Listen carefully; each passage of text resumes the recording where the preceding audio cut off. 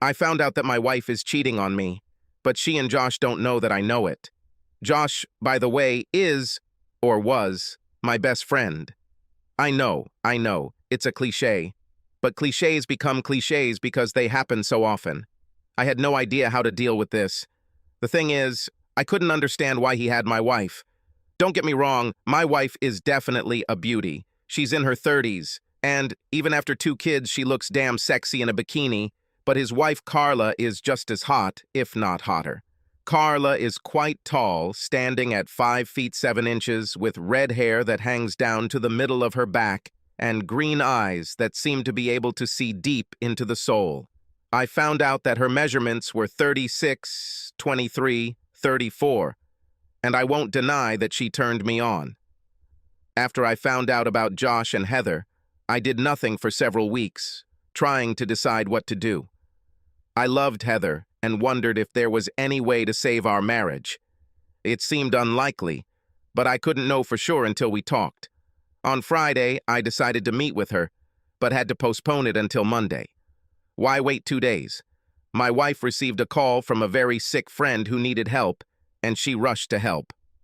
I had no doubt that if I called Josh and asked if he wanted to play golf on Saturday, Carla would come up and tell me that Josh was not at home and had gone somewhere for the weekend. My parents had taken the kids to their lake house, so being away from my wife and kids meant I was going to have a quiet weekend alone, and it might very well be the last quiet weekend I'll ever have. On the way home, I stopped, bought a case of beer, and firmly decided that by Sunday evening, all 24 bottles would be empty. When I got home, I put on shorts and a t-shirt and went to the kitchen. Dinner this evening will be simple. I opened a package of hot dogs and put them in a pot to boil, chopped an onion, and took a can of baked beans out of the pantry. I poured the beans into the pan, put it on the stove, and opened a second can of beer. I was rummaging through the refrigerator for mustard when the doorbell rang. I opened the door and saw Carla standing there. She was wearing a tank top but didn't seem to have a bra. She had slippers on her feet. The nipples pressed hard on the t-shirt, and I instantly became more aroused. "Are you busy?" "Partially. I cook dinner and drink beer." "Do you mind if I join?" "Not in the least." "I could use some company," I said, stepping aside and letting her in. We went into the kitchen, and she sat down at the table. I knew she didn't drink beer, so I opened a bottle of Merlot and poured her a glass. "Dinner is nothing special," I said. "Hot dogs and baked beans. Quite a simple thing. Fits. The hot dogs were boiling and the beans were bubbling, so I turned off the heat, moved the pans to the cool side of the stove, and took 2 platees from the cupboard. I handed one to Carla. She cooked herself 2 hot dogs and put some beans on her plate. We sat down to eat, and I asked, "What brought you here? Do you know where Heather is?" "She went to help a sick friend." "I wonder when this happened." "When did that happen?" "This is Josh's disease. He looked damn healthy when he left the house. You know Josh and Heather are cheating on us, right? And that they are now in room 130 at Arrowhead Lodge?" "I didn't know where they were, but I've known for a couple of weeks that she's cheating on me." "How did you know?" "I found a condom wrapper in his pants pocket when I was doing laundry. We are trying to get pregnant and don't use condoms. But since he cheats, I decided not to give birth to his child. I don't want to be a single mother if I get divorced, so I used part of my father's inheritance to hire a private investigator. They get together for long lunches, and when he calls and tells me he's working late, he's usually working on Heather. How do you know?" "I was in the basement working on a bookcase that I'm making now." The phone rang and I picked up the phone in the basement. Heather must have picked up the phone on the 2nd floor a second before me, and I heard her say the word "lover" just as I put the phone to my ear, so I listened calmly as Josh told her that they would have to miss his usual long lunch at the Marriott because he has an important meeting. I had to listen to her say that she would miss her and that he would have to work hard to make amends next time. "And you didn't do anything?" "I just can't decide what to do. Now, I have decided to meet her when she gets home and see what happens next." "Well, what are you going to do?" "You'll understand in a few minutes." I looked at her in confusion. "What do I understand?" She stood up, came over, and sat on my lap. I see the way you look at me, and I know damn well that if we weren't married, you'd be after me. We may both still be married, but we are no longer obligated to be faithful to Josh and Heather. They have freed us from that obligation. She hugged me and, having reached my manhood, began to excite me. I moved to get more comfortable. I looked at her in amazement. She leaned down, and her lips met mine. Carla broke the kiss and said, "I'm going to take revenge to the end." Even though we decided to have a baby, I managed to come up with excuses not to have sex during my fertile period, just in case I went to the doctor and got a diaphragm. How bad do you want revenge on Josh? Why do you ask? I intend to take full revenge. I am currently in my most fertile state and my diaphragm is in my purse. This means... That's exactly what it means. Carla was right. It would be full-fledged revenge if Josh raised my child thinking it was his child. I smiled. While caressing Carla, I discovered that she was not wearing underwear. She moaned and whispered, "Oh yes." I broke the kiss and said, "On Heather's side of the bed. That's where I want you. On Heather's side of the bed." She got up from my lap and said, "Come on." We both hurriedly undressed when we got to the bedroom. Carla naked was stunning, and she had something I'd never seen before except in men's magazines. She was completely shaved. I already mentioned that Heather was a beauty, but why Josh would fuck my wife when he had a woman like Carla was completely beyond me. Carla seemed to be thinking along the same lines. She looked at my naked body with puzzlement, and when I asked her what she was thinking about, she replied, "I just do not understand. Your manly tool is vastly superior to Josh's, so why does Heather want to fuck my husband when she has you and this tool at home and ready to go? I don't think this makes any sense." Doesn't matter. You are here now, and others do not exist now. You are absolutely right. Take me to bed, and take me. I pointed to Heather's side. Carla smiled and said, "You take me on Heather's side, and then we'll go to me, and I'll take you on Josh's side." Agreed. She lay down on the bed and demanded hard sex. I did what the lady asked. She moaned as we followed each other like two animals in the heat. She begged me not to stop and to continue forever. Her words drove me crazy, and I wanted to do everything for her. The two of us reached the peak, and it was enchanting. We both started sweating, and I fell on the bed next to her. Carla propped herself up on her elbow and looked down at me. I cannot believe this. I just can't believe it. Heather may be having it, but she wants my husband. You and I have the rest of the evening, all of tomorrow and part of Sunday, and when we're done, you won't care if Heather comes home. Having rested a little, we played the second round and it was no worse than the first.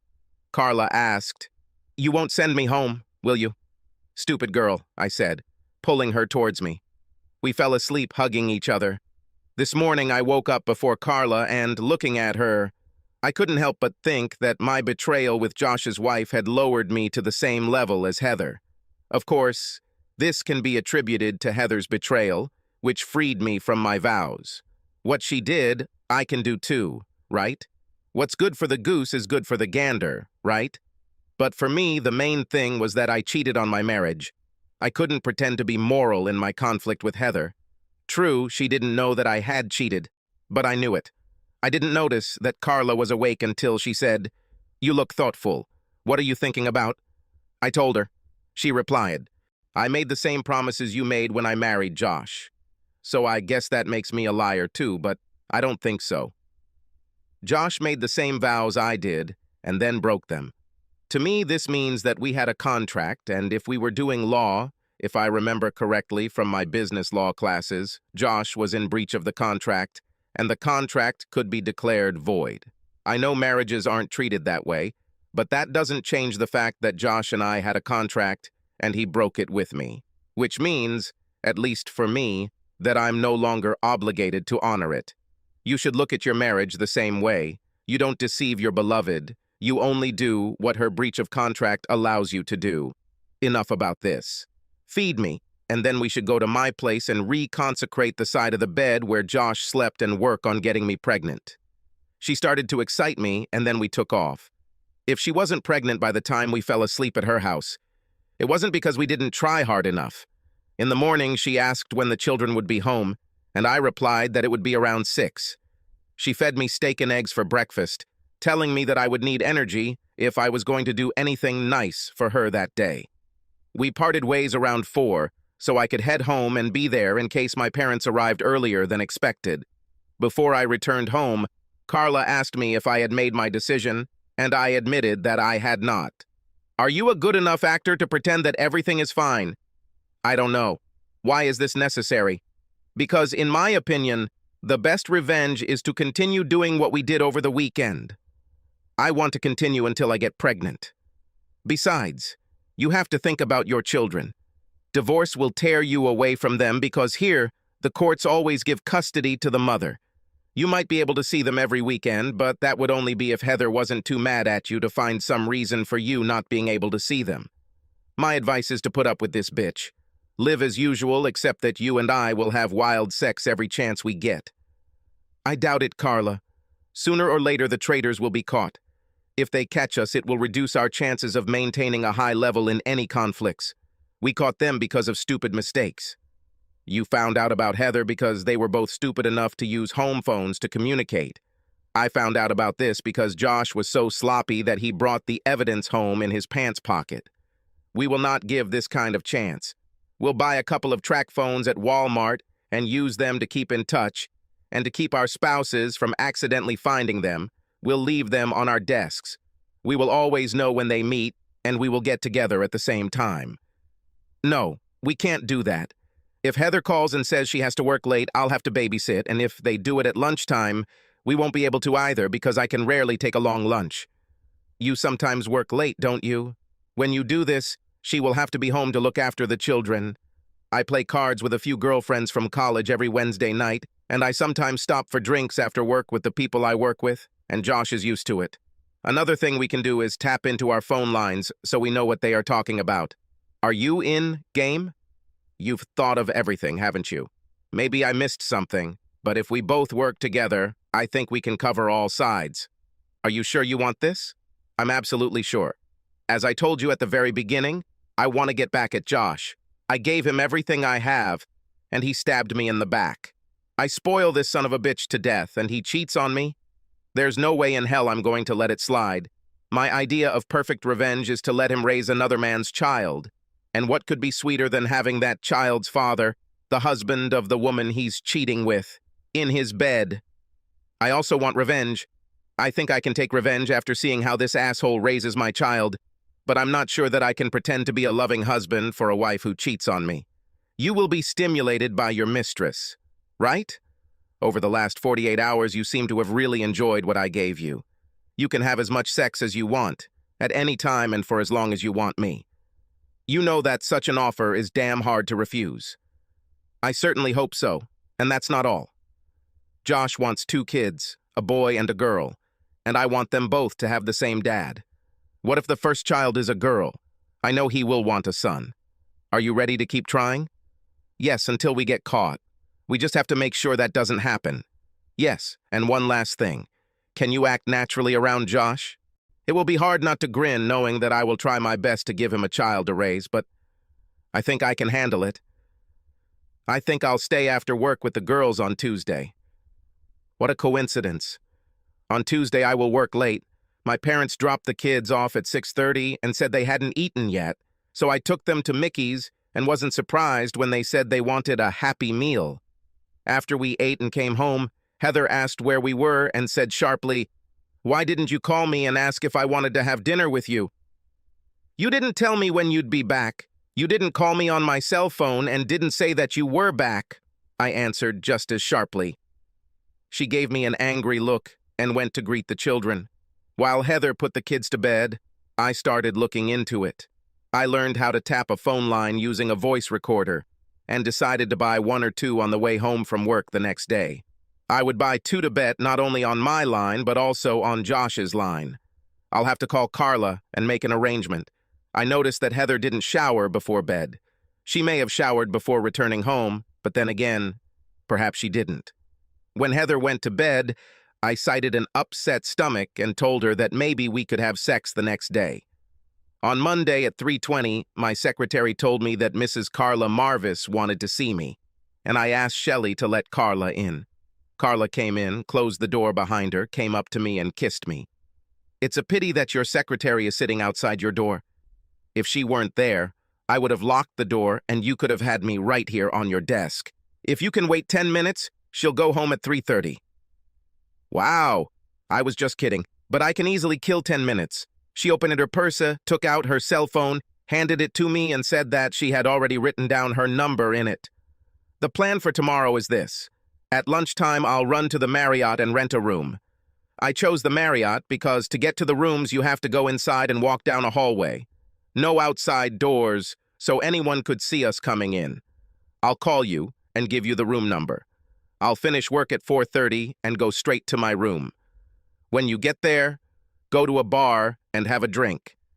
And if anyone there recognizes and sees you, they will think that you just stopped for a drink on the way home. After drinking, you come to the room where I will wait for you. So how? Sounds like a great plan.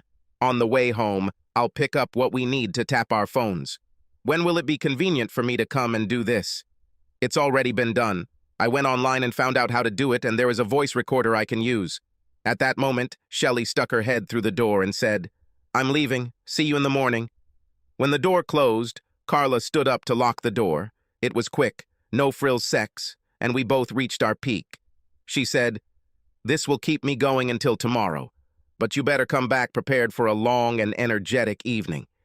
Maybe you should take some vitamins." On the way home, I stopped at a radio station and bought 2 tape recorders and 6 extra cassettes. I took a second tape recorder to listen to recordings in my office. I will save the tapes, which contain something of the 2 lovers, until the day I tell the judge the reasons for the divorce. When I returned home, Heather had already prepared dinner and brought wine, which was a good sign that she was in a loving mood, and I was surprised by this. She spent the weekend having sex with her lover, and now she comes home wanting more, transformed. Was she a nymphomaniac, or was she simply enjoying her ignorant, as it seemed to her, husband after being with her lover? Maybe someday I will find the answer to this question.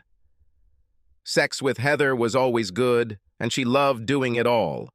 If Carla was being honest, and not just playing to my ego when she said I was bigger than Josh, I have to wonder what he had that Heather thought I lacked. Another question that I may someday get an answer to. When dinner was over and the kids were parked in front of the electronic nanny, Heather said, "You know you have work tonight, right?" "About? And why is this?" "You need to make up for what you missed last night." "I will do everything in my power. You are always amazing, my love." I wanted to say, "Then why are you cheating on me with Josh?" but remained silent. While Heather read to the children, I went down to the basement, found where the phone line was, went into it, and connected the recording. Heather doesn't leave for work until an hour after I do, and I think that's when she and Josh will talk. I could be wrong about this. Heather had a cell phone, and of course they could talk on her work phone while she was at work. I was betting that the call I overheard was a sign that they were talking while she was home. We did it 3 times that night, which was a rare occurrence for us. We had sex 3 or 4 times a week, but usually only peaked once, although sometimes twice. Here's another thing to think about. The warning bell rang just after we finished our 3rd time. We were lying next to each other when Heather said, "Have you thought about the fact that we could have another child?" "Not real," I said, wondering if this had something to do with Josh. "I'm actually toying with the idea of getting a vasectomy so you can get off the pill and we'll still be safe." "Why don't you want more?" "We gave birth to Mike and Anna so soon after the wedding that we didn't have the opportunity to go somewhere and see anything. Now we are still young enough for this when Mike and Anna become independent. Young children will rule this out. Besides, right now we need the income from your work. We will be hurt by your leaving work due to pregnancy." I had very bad thoughts running through my head. I'm sure Heather knew that Carla and Josh had decided to try for a baby. Did Heather want to get Josh's first child before Carla got him? Was there something Heather had against Carla? Or was it just Heather trying to lay claim to her lover? Either way, it made me think that I couldn't carry out Carla's plan. I think I'm going to have to leave Heather pretty damn soon. And then a very, very bad thought came into my head. Were Mike and Anna even mine? I had to find out. I fell into a very restless sleep. The next day, after a grueling session in room 202 of the Marriott Hotel, I expressed my concerns to Carla. "I can't even imagine what you should do," said Carla. "Should I talk to her about Josh now, before she gets pregnant? Of course, she may already be pregnant and getting ready to throw the baby at you. I know what I would do, but I'm not a man, and I'm not you. What would you do?" "I would just tell her that I don't want any more children, and just in case I would wear a condom until I get a vasectomy. If she does get pregnant, that's when I'll have a confrontation. I'd say we probably need a DNA test to find out if it was mine or Josh's. This should make her thrash around. If I get a vasectomy, it will ruin our revenge plan. Just don't do this until I'm pregnant. It will be a failure because I want all my children to have the same father. Maybe we'll get lucky. Maybe Heather was just feeling you out. You said you didn't want to, and that would make her say no. We'll just never know until she comes up to you and tells you the rabbit died." She looked at her watch and said, "We have a couple more chances for you to make me a mother." I stopped on the way home and bought a bunch of condoms, and that night when Heather wanted sex, I pulled out one of the condoms and started putting it on. Why else is this? I decided to use them until I get a vasectomy. I really don't want any more children. Well, take it off. I hate this feeling. I'll stay on the pill and use spermicide until I can adjust to the diaphragm. This way, we will be completely safe. You hate feeling them, I thought as I finished rolling it. Heather was a virgin when we got married, and I never used a rubber band with her. When did she realize she didn't like feeling them? And with whom?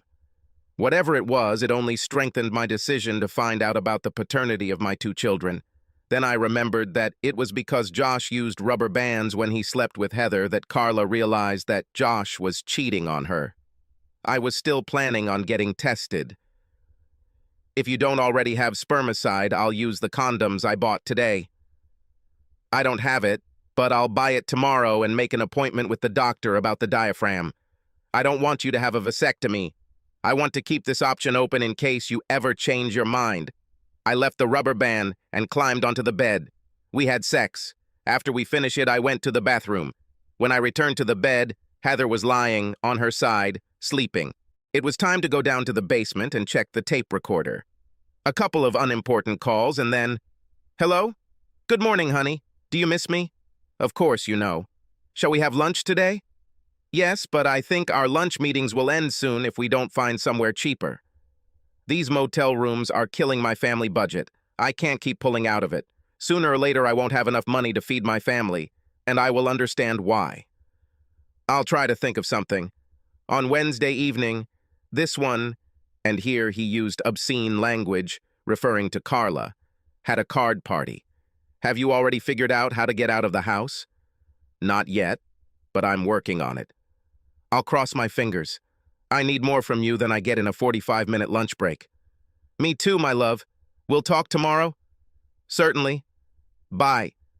"Bye, baby." I almost puked when I realized I was with Heather after she let Josh use her this afternoon, but I managed to hold on. I found it interesting that my unfaithful wife not only cheated on me, but also paid for the room. Yes, and how will Carla react when she hears her husband call her? The only thing I knew for sure as I walked up the basement steps was that Heather wouldn't be able to leave the house on Wednesday night. On Tuesday, when I got to work, I took my phone out of my desk drawer and called Carla, and when she answered, I said, "Good morning." "Listen," I said, holding the recorder up to the phone and pressing the play button. After listening to the recording and hearing curses addressed to her, she said, "When the time comes, I will kill this bastard." "Yeah, about Wednesday. What are you going to do?" "I think I'll have to work late on Wednesday, but I won't let her know until it's time to finish work. She doesn't have enough time to call a nanny. Did you hear that Heather pays for the room? This doesn't surprise me. Josh has always been cheap. I think if you're going to work late, I'll skip my card night and we can meet. I'll call you tomorrow and arrange everything. At breakfast on Wednesday, Heather asked me if I had plans for the evening. I said no and asked what was wrong. The girls from work were talking about having a couple of drinks after work and chatting. I can't do this if you don't look after the kids. It's not a problem. I kissed her and went to work. I went to the Marriott, rented a room, and when I got to work, I called Carla. Heather finishes work at 5, so I called her at 4:40 and told her I would be late at work. There are some issues with Henderson's contract that need to be resolved before Nathan goes to meet them tomorrow morning. Sorry for the late warning, but I really can't leave now. So don't wait for me. Love you. Bye. Pleasantly tired, I returned home by nightfall. It's a good thing Heather was already asleep, because if she had gotten up and wanted to play, I'm not sure I would have been able to handle it. For the next 5 weeks, Carla and I met on average twice a week, and we always knew in advance what Josh and Heather were doing. It was during this 5th week that Carla said, "Congratulations, Dad. How about having sex with the mother of your child?" How does Josh feel about this? He doesn't know yet. First, I needed to tell the baby's father. Now I can tell Josh. You know, I said, the only thing we didn't do was go on a weekend trip together. I think we owe it to ourselves to celebrate pregnancy just once. We just need to do it without the two of them putting 2 and 2 together and coming up with the correct answer. It's funny that you brought this up today. Josh must fly to San Diego to settle some matters with his father's estate. He's going to see some relatives this weekend before going to see his lawyer on Monday. If you can figure out how to get away for the weekend, we can go somewhere without anyone having to think about it. I think I can handle it. I took my cell phone and called my brother who lived in Akron. I asked him to call me at my house right after I left for work in the morning and tell Heather that I needed to come see him on a family matter over the weekend. I told him I would call later and explain what was happening. He said he would take care of it, and we said goodbye. I turned to Carla and said, "All we have left is to decide where we want to go." The next morning, Heather called me on my cell phone about 5 minutes after I left the house. "You need to call Bill as soon as possible. He has an urgent family matter and needs to talk to you." "I will call you." I waited until I got to work and called Bill. I told her that Brian, his son, needed a kidney transplant, and I needed to know if you would agree to donate a kidney, and if so, if you would come to check the compatibility. "So what's up?" I explained the situation to him, and he told me that I could count on his help anytime I needed it. I knew I could count on him because he hated cheating wives. He was a single father because his wife cheated on him. He kicked her out and stayed with the children when Martha died in a car accident. I called Carla, told her how everything worked out, and we agreed to go away for the weekend. I called Arrowhead Lodge and was even able to book room 130. Very fitting, I thought. At 2 o'clock, I called Heather and told her I was flying to Akron. "I'll go home and pack my things. My flight leaves at 8 and I need to be at least half an hour early to check in. I don't want to seem selfish, but I hope your kidney doesn't work. I need you to have all your parts so that we can go all the way to old age together." Damn it, Heather. The way you say it makes me think you really love me. You better not have any doubts about this, Bob. Not a bit. If only you knew, I thought, saying goodbye and hanging up. When I got home, Heather was waiting for me in what she called her fuck me costume, naked, wearing come fuck me pumps. "Do you have time to charge me while you're away?" Since I really didn't need to rush to catch a non-existent flight, I said I had time. After sex, Heather lay on the bed, and when I got dressed, she said, "On the phone you spoke as if you doubted that I loved you." "Just kidding, baby. I know very well how much you love me." "Yes, of course, you can see it every time you cheat on me with Josh," I thought. "I don't want you to ever doubt that love." Never. The weekend with Carla was grueling. We make love and go to bed. We wake up in the morning, make love, and then go to breakfast. We return to the room and make love until lunch. We'll eat, and then we'll go back to the room and make love. We go out to sit by the pool for a while, and then come back and make love. Let's go out to dinner, have a few drinks and dance, and then make love again. Repeat the next day, and then again on Monday morning. We promised each other we would do it again, and then headed home. When I got home, Heather was at work, so I went down to the basement and checked the tape recorder. First, Bill called on Friday morning. A couple of minutes after she hung up, Josh called her. "Have you figured out how to free yourself for the weekend? I would love to spend a couple of days with you without interruption." "No, Josh. I couldn't come up with anything, and the truth is that I don't want to come up with anything." "What's the matter?" "Why? You know, I felt guilty for what I was doing. I love Bob, and he deserves better than to have a cheating wife. I was going to tell you it's over. I need to devote myself to Bob." "Come on, Heather, you've been making love to me for almost a year now. How could you do this if you love him as much as you say? First of all, I need to correct you. I've never made love to you. I had sex with you, but I never made love to you. The only man I make love to is Bob." "Bullshit!" "No, Josh, it's not bullshit. I love this man and try to show him that I love him every chance I get. If you love him so much, then why are you sleeping with me?" Excitement about it.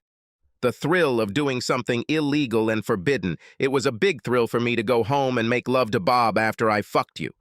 It gave me some huge releases. Giving him a few wet seconds turned you on? If so, why not continue?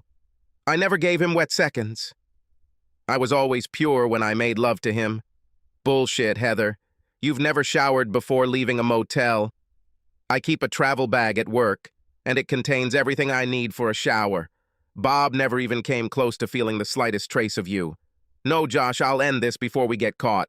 I love Bob and don't want to lose him. Just be glad you got me drunk the first time. Maybe so, but you weren't drunk all the other times. It all depends on what you mean by drunk. I was drunk with the excitement of making love to Bob after you fucked me. I wanted to see if there would be a thrill and excitement if I did it sober, so I let you do it a second time, and that was the only reason I kept doing it. We got away with it for a little over a year, but I just realized that the feeling I have for Bob after being with you is not worth what it will cost me if we get caught and I lose Bob. Have fun in California, Josh, and when you get home, don't call me. Bye. Interesting, I thought, taking out the film and inserting a new one. I unpacked my things and went to work. Around 11, I called Carla, and when I said hi, she said, "I miss you. Is everything okay? You are sexy. Yes, I want you to listen to something. If this is a Friday telephone conversation, then I have already heard it." What do you think? It looks like she started to think with her head and realized that she could lose you. What are you going to do? I've already decided that I'll only stay with her until the kids turn 18, and I don't see anything that would make me change my mind. If she meant what she said to Josh, it would be easier for her to hold on. But the trust was gone. Even if she breaks up with Josh and they never meet again, how do I know that somewhere down the road, she won't start missing the thrill and excitement of cheating and hook up with some new guy? You can always hit her with, "If you're really done with Josh, maybe we can move on, but you won't get a second chance." No, I cannot. This would give away the information that I have a wiretap on my phone, and, as I said, the trust was gone. I need a way to keep track of what she's up to.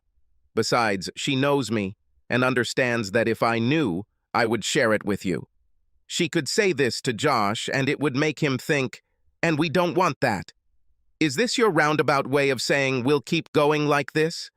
You heard the conversation. They got away with it for a little over a year, but you and I only got away with it for a couple of months.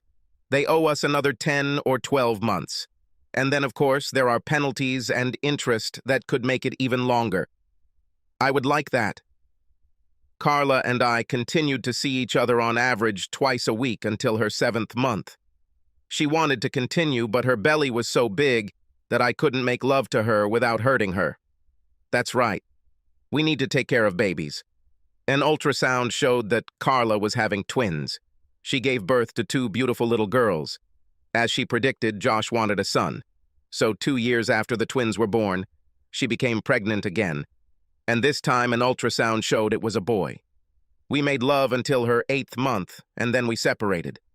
We both felt like we'd gotten away with it long enough that if we got caught, Carla would be a single mother with 3 kids to raise, and neither of us wanted that. As Carla put it the last time we were together, the goal was to take revenge on the deceiver by giving him other people's children to raise. To do this, I need to stay married to him. Josh got a promotion that required him to move, and I haven't seen or spoken to Carla since they moved, but I think about her often and fondly. It's been 6 years, and as far as I know, at least based on the phone wiretapping, Heather hasn't contacted anyone else. On the other hand, she and Josh had been doing what they were doing for over a year, and I had no idea. She might wise up and stop using her house phone for illicit communications, but I've been keeping a close eye on her and have yet to see anything that would indicate that. She's doing her best to spoil the hell out of me, and I'm critically rethinking my plan to leave her when the kids turn 18. That will be another 4 years for Mike and 5 for Anna. I'll just wait and see. And